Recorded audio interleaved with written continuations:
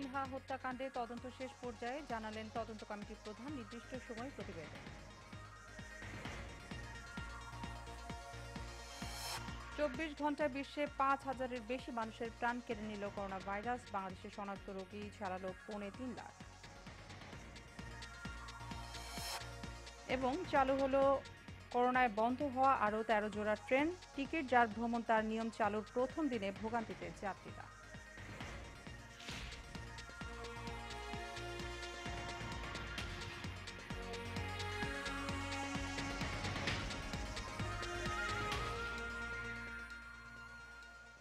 স্বাগত এশিয়ান নিউজে, আপনাদের সাথে আছে শারমিন রুমি। শুনছিলেন পার্কভিউ হসপিটাল লিমিটেড সংবাদ শিরোনাম, এবারে বিস্তারিত। ৭১-এ পরাজয়ের প্রতিশোধ ও স্বাধীনতাকে নস্যাৎ করতেই 15 আগস্টের হত্যাকাণ্ড চালানো হয়েছে বলে মন্তব্য করেছেন প্রধানমন্ত্রী শেখ হাসিনা। বঙ্গবন্ধু শেখ মুজিবুর রহমানের শাহাদাত বার্ষিকী উপলক্ষে ভিডিও কনফারেন্সের মাধ্যমে গণভবন থেকে আওয়ামী লীগের কেন্দ্রীয় কার্যালয়ে যুক্ত হয়ে একথা বলেন প্রধানমন্ত্রী।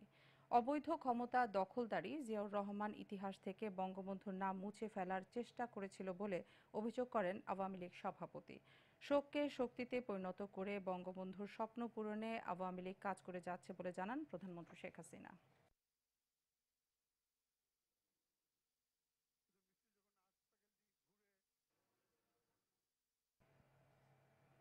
অবসরপ্রাপ্ত মেজর সিনহা মোহাম্মদ রাশেদ নিহতের ঘটনায় স্বরাষ্ট্র মন্ত্রণালয় গঠিত তদন্ত কমিটির প্রধান চট্টগ্রাম বিভাগের অতিরিক্ত কমিশনার মিজানুর রহমান বলেছেন, তাদের তদন্ত কার্যক্রমে অগ্রগতি হয়েছে।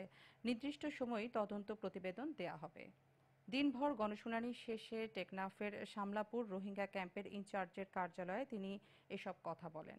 অবসরপ্রাপ্ত মেজর সিনহা নিহতের ঘটনায় 2 আগস্ট স্বরাষ্ট্র মন্ত্রণালয়ের জননিরাপত্তা বিভাগ 4 সদস্যের তদন্ত কমিটি গঠন করে। এদিকে আলোচিত এই হত্যাকাণ্ড মামলার নতুন তদন্ত কর্মকর্তা র্যাবের সিনিয়র এএসপি খায়রুল ইসলাম শামলাপুরের ঘটনাস্থল পরিদর্শন করেন। এ সময় ঘটনার বর্ণনা দেন প্রত্যক্ষদর্শীরা। তবে সিনহার বোনের করা মামলায় সাবেক ওসি প্রদীপ সহ প্রধান 3 আসামিকে এখনও র্যাব হেফাজতে নেওয়া হয়নি।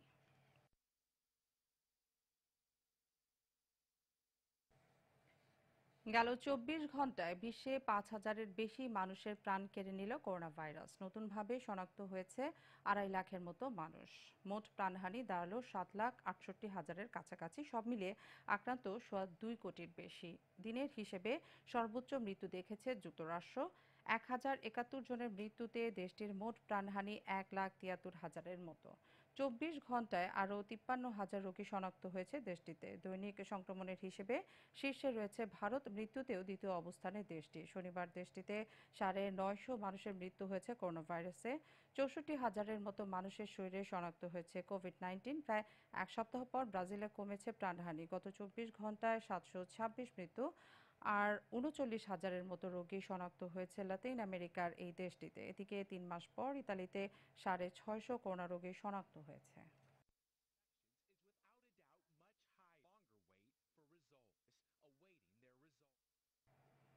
দেশে করোনা ভাইরাসে আক্রান্ত হয়ে একদিনে আরও 32 জনের মৃত্যু হয়েছে। নতুন রোগী শনাক্ত হয়েছে 2,024 জন।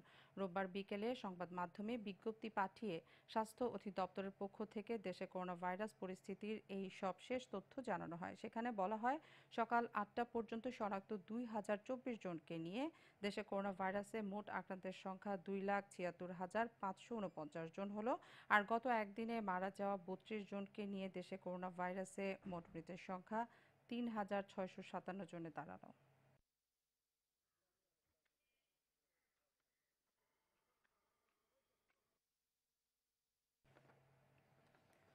আজ থেকে করোনাকালীন রেলে আরও 13 জোড়া ট্রেন চালু হয়েছে। সকাল থেকে এসব ট্রেন দেশের বিভিন্ন রুটে ছেড়ে গেছে। এর আগে স্বল্প পরিসরে ট্রেন চালু হলেও আজ থেকে তা পুরো দমে চলাচল শুরু করেছে।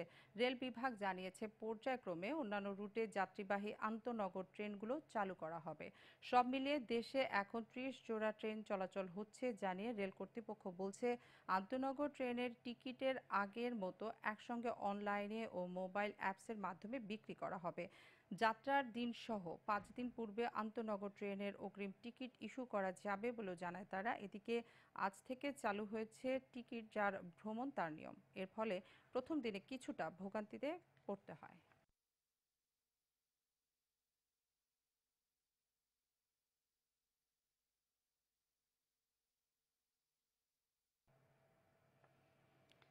রক্তপাত নয়, দেশকে সমৃদ্ধির দিকে এগিয়ে নিয়ে যাচ্ছেন প্রধানমন্ত্রী শেখ হাসিনা। জাতীয় শোক দিবসের অনুষ্ঠানে এমনটি জানিয়েছেন এশিয়ান গ্রুপ ও এশিয়ান টেলিভিশনের চেয়ারম্যান আলহাজ হারুন রশিদ সিএপি। এ সময় সরকারের উন্নয়নের পক্ষে জনমত গঠনে সবাইকে কাজ করতে হবে বলেও জানান তিনি। হাবিবুর রহমান পলাশের রিপোর্টে দেখুন বিস্তারিত। জাতীয় শোক দিবস উপলক্ষে মিলাদ ও দোয়া মাহফিলের আয়োজন করে বাংলাদেশ আওয়ামী মুক্তিযুদ্ধ লীগ ঢাকা মহানগর দক্ষিণ। রাজধানীর শনিয়াখড়া আয়োজিত এই অনুষ্ঠানে যোগ দেন এশিয়ান গ্রুপ ও এশিয়ান টেলিভিশনের চেয়ারম্যান আলহাজ হারুন রশিদ সিআইপি। এ সময় জাতির পিতাকে হত্যা করলেও বিপথগামী সেনা সদস্যদের চক্রান্ত সফল হয়নি বলে জানান তিনি। আর মাননীয় প্রধানমন্ত্রী তার পরিকল্পনাকে সাকসেসফুল করে সারা বাংলাদেশকে সারা বিশ্বের দরবারে আচ্ছা কোন জায়গায় নিছে এটা বলার মতো না। আপনারা দেখতেছেন কোন জায়গায় বাকি নাই, রোড ঘাট বিদ্যুৎ 2021 সালের ভিতরে ইনশাল্লাহ দেখবেন যেখানে বাকি আছে বিদ্যুৎ যতটুকু 100% পূরণ করবে। আর 2021 সালের ভিতরে রপ্তানি করবে, পদ্মা সেতু চালু হবে, উড়ন্ত রেল চালু হবে। আমি আল্লাহর কাছে দোয়া করি আমাদের মাননীয় প্রধানমন্ত্রী যেন সুস্থ থাকে, ভালো থাকে, ওনাকে জন্য যদি উনি ভালো থাকে আমরা ভালো থাকবো। এর আগে বঙ্গবন্ধু সৈনিক লীগ নারায়ণগঞ্জ জেলা ও মহানগর শাখা আয়োজিত শোক দিবসের অনুষ্ঠানে যোগ দেন আলহাজ হারুন রশিদ সিআইপি। এ সময় মুজিব সেনাদের যে কোনো চক্রান্তের বিরুদ্ধে সজাগ থাকতে হবে বলে জানান তিনি।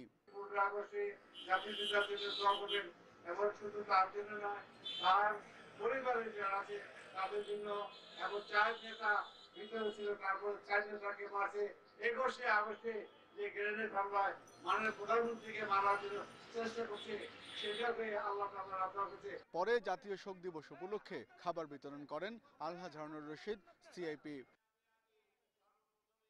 হাবিবুর রহমান পলাশ, এশিয়ান টেলিভিশন, ঢাকা।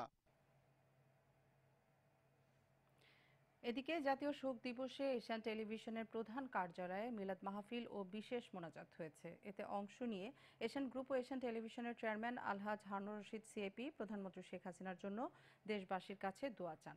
একই সাথে 15 আগস্টের শহীদদের আত্মার মাগফিরাতও কামনা করেন তিনি। বিস্তারিত কাউসার আহমেদের রিপোর্টে। প্রতিবারের মতো এবারও জাতীয় শোক দিবস উপলক্ষে এই বিশেষ মিলাদ ও দোয়ার আয়োজন করে এশিয়ান টেলিভিশন ও বঙ্গবন্ধু সৈনিক লীগ। মিলাদে এশিয়ান টেলিভিশন ও এশিয়ান গ্রুপের চেয়ারম্যান আলহাজ হারুন রশিদ সিআইপির সাথে অংশ নেন দেশ বরেণ্য আলেমগণ।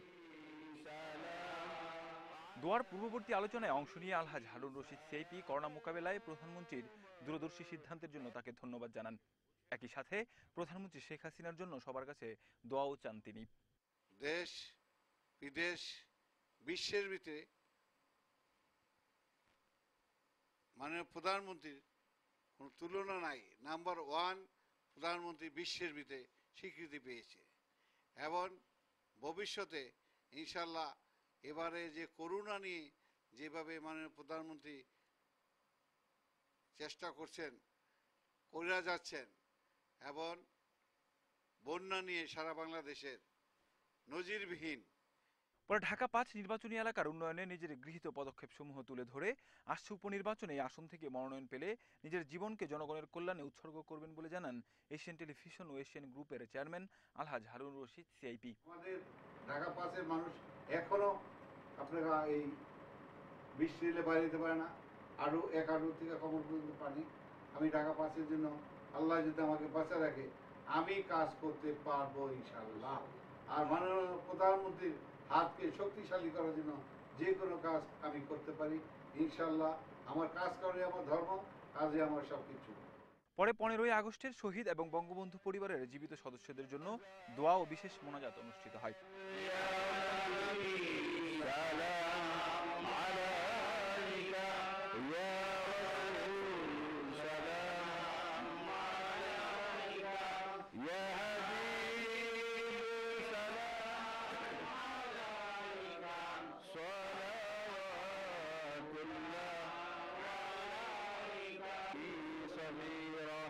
জাতির পিতা, আমাদের পিতা, রাজনৈতিক পিতা, তার জন্য সবাই রব্বির হামহুমা কামা রব্বায়ানি সগীরা। আল্লাহ গো, আজকে যাকে কেন্দ্র করে এই দুয়ার অনুষ্ঠান, আল্লাহ তুমি যাকে নাকি এই দেশের প্রধানমন্ত্রী বানিয়েছিলে, আল্লাহ তুমি সারা পৃথিবীর শ্রেষ্ঠ নেতা বানিয়েছিলে, আল্লাহ আল্লাহ যাকে নাকি এই দেশের কিছু দুষ্কৃতকারী জালিমরা যারা নির্মমভাবে হত্যা করেছে, শহীদ হয়েছে, আল্লাহ সেই শহীদ পরিবারের জন্য আমরা তোমার দরবারে হাত তুললাম। আল্লাহ গো, বঙ্গবন্ধুর পরিবার সবাইকে তুমি দয়া করে জান্নাতুল ফিরদাউস নসিব করে দাও আল্লাহ। আল্লাহ জাতির পিতাকে তুমি দয়া করে মাফ করে দাও আল্লাহ। আল্লাহ গো, তুমি দয়া করে এই জাতির পিতার দুইটি সন্তান, দুই মেয়ে শেখ হাসিনা, শেখ রেহানাকে তুমি হেফাজত করেছিলে আল্লাহ, তা না হয় তাদেরও রক্ষা ছিল না আল্লাহ। তুমি যেইভাবে তাদেরকে ইজ্জত দিয়েছো, রক্ষা করেছো, আল্লাহ দয়া করে তাদের উন্নতি অগ্রগতি দান করো আল্লাহ। আল্লাহ বাংলাদেশকে আরো উন্নততর করতে পারে তৌফিক দান করো আল্লাহ। কাউসার আহমেদ, এশিয়ান টেলিভিশন, ঢাকা। নিচ্ছি বিরতি, ফিরছি একটু পর, সাথেই থাকুন।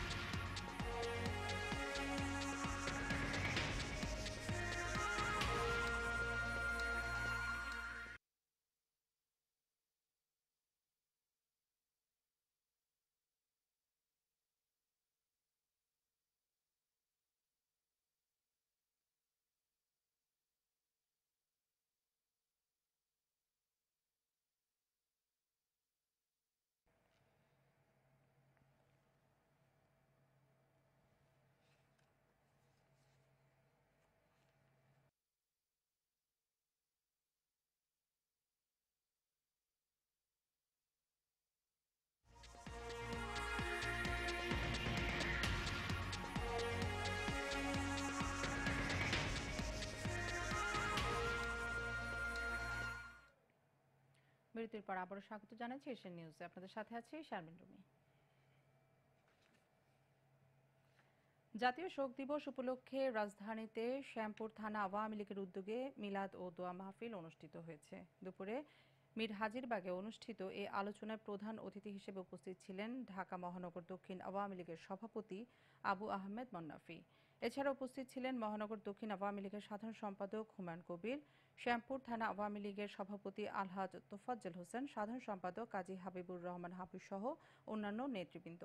আলোচনা শেষে 15 আগস্ট শহীদদের স্মরণে বিশেষ দোয়া ও মোনাজাত অনুষ্ঠিত হয়।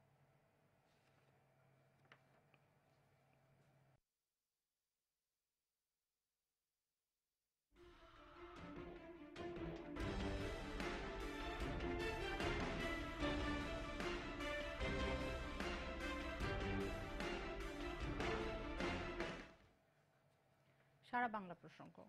পানি কমতে থাকায় উত্তরাঞ্চলে ঘরবাড়িতে ফিরছেন বানভাসীরা। উন্নতির দিকে মধ্যাঞ্চলের বন্যা পরিস্থিতিও।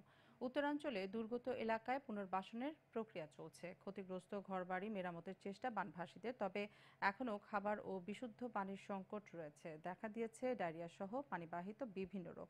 এদিকে শরীয়তপুর টাঙ্গাইলের নদী ভাঙনে বসত ভিটা হারিয়ে নিঃস্ব বহু পরিবার, তলিয়ে গেছে হাজার হাজার হেক্টর জমির ফসল। বোনা আমন, রোপা আমনের বীজতলা, পাট, তিল সহ শাকসবজির ক্ষেত বন্যায় নষ্ট হয়ে গেছে। এদিকে পানি জমে সড়কে খানাখন্দ সৃষ্টি হওয়ায় চলাচল বিঘ্নিত হচ্ছে।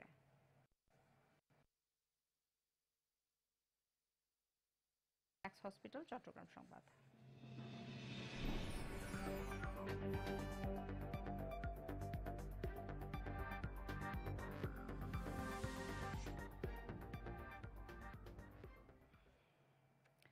বঙ্গবন্ধু শেখ মুজিবুর রহমান দেশ স্বাধীন করেছেন। তারই কন্যা প্রধানমন্ত্রী শেখ হাসিনা পিতার স্বপ্নকে বাস্তবায়ন করে দেশকে উন্নয়নের মডেল হিসেবে রূপান্তরিত করেছেন বলে মন্তব্য করেছেন চট্টগ্রাম 14 আসনের সংসদ সদস্য বীর মুক্তিযোদ্ধা নজরুল ইসলাম চৌধুরী। শনিবার বঙ্গবন্ধু শেখ মুজিবুর রহমানের 45তম শাহাদাত বার্ষিকী উপলক্ষে চট্টগ্রামের চন্দনাইশ উপজেলা প্রশাসন আয়োজিত আলোচনা সভায় প্রধান অতিথির বক্তব্যে তিনি মন্তব্য করেন। চন্দনাইশ উপজেলা নির্বাহী কর্মকর্তা ইমতিয়াজ হোসেনের সভাপতিত্বে আলোচনা সভায় উপজেলা পরিষদের চেয়ারম্যান মোহাম্মদ আব্দুল জব্বার চৌধুরী, পৌর মেয়র মাহবুবুল আলম, থানা ভারপ্রাপ্ত কর্মকর্তা কেশব চক্রবর্তী সহ আরও অনেকেই বক্তব্য রাখেন।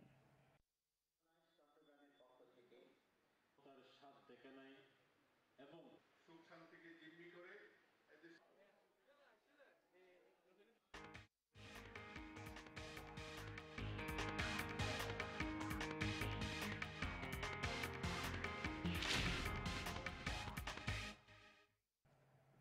এবারে আন্তর্জাতিক প্রসঙ্গ।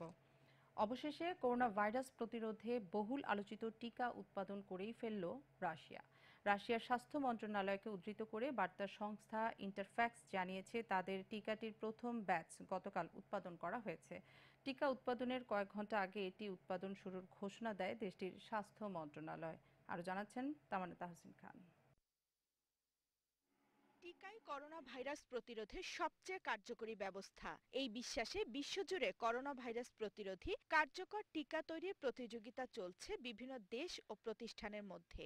যে দৌড়ে এগিয়ে রয়েছে যুক্তরাজ্যের অক্সফোর্ড, মার্কিন যুক্তরাষ্ট্র, চীন সহ বিভিন্ন দেশ। তবে সবাইকে অবাক করে রাশিয়া কোভিড-19 টিকার কার্যকরী প্রয়োগ দাবি করে। গতকাল সে লক্ষ্যে তারা টিকা উৎপাদনের ঘোষণাও দিয়ে ফেলেছে।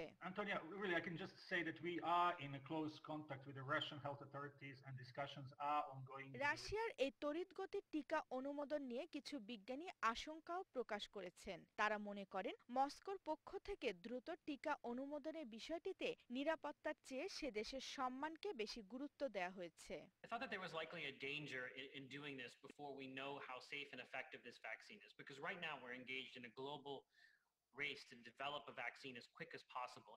সেসব কথাকে তুড়ি মেরে উড়িয়ে রাশিয়া বলছে, তারা যে টিকা তৈরি করেছে এবং উৎপাদন পর্যায়ে গেছে তা এ মাসের শেষ দিকে সরবরাহ শুরু হবে। তৃতীয় ধাপের পরীক্ষা শেষ না হলেও রুশ কর্মকর্তারা বলেছেন টিকাটি নিরাপদ ও স্থিতিশীল বলে প্রমাণ পাওয়া গেছে। এটি মানবদেহে প্রয়োজনীয় রোগ প্রতিরোধ ব্যবস্থাও গড়ে তুলতে পেরেছে বলে দাবি তাদের। টিকাটি উদ্ভাবন করেছে রুশ গবেষণা প্রতিষ্ঠান গামালিয়া রিসার্চ ইনস্টিটিউট আর সহযোগিতা করেছে প্রতিরক্ষা মন্ত্রণালয়। তামান্না তাহসিন, এশিয়ান টেলিভিশন।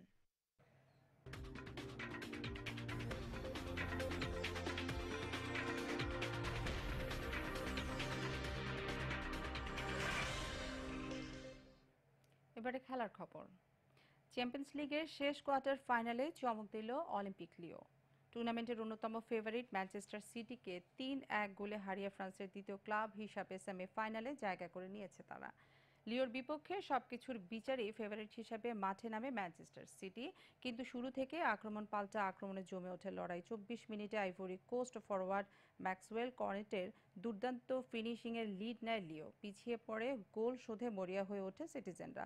অবশেষে সাফল্য আসে ৬৯ মিনিটে কেভি ডি ব্রুইনার গোলে সমতায় ফেরে সিটি। ঠিক ১০ মিনিট পর বদলি স্ট্রাইকার মৌসা ডেম্বেলে আবারও এগিয়ে দেন লিওকে। দ্বিতীয় দফায় যখন সমতার চেষ্টায় সিটি, তখন ৮৭ মিনিটে নিজের দ্বিতীয় গোল করে ৩-১ জয়ে লিওর সেমিফাইনাল নিশ্চিত করেন ডেম্বেলে। সেমিফাইনালে ফ্রান্সের ক্লাবটির প্রতিপক্ষ বায়ার্ন মিউনিখ।